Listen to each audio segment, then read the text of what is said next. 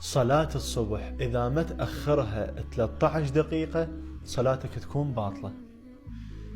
طبعا هذا السؤال أخذ صداه جدا كبير، والبعض صار عنده التباس بالموضوع. أيها الأخوة، أنا راح أوضح هاي الصورة لكم باختصار وعلى أمرين. سماحة السيد السيستاني الله يحفظه شو يقول؟ يقول عنده أول شيء احتياط.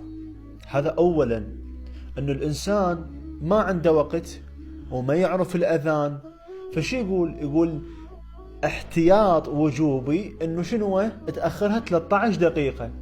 زين، أنا يصير أرجع على غير مرجع؟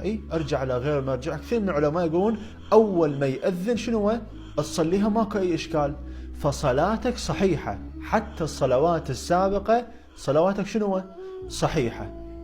الأمر الثاني، السيد السيستاني شو يقول إذا أنت منتبه للوقت وأنت جاي تسمع أن الأذان أذن، يقول هذا الاحتياط يسقط.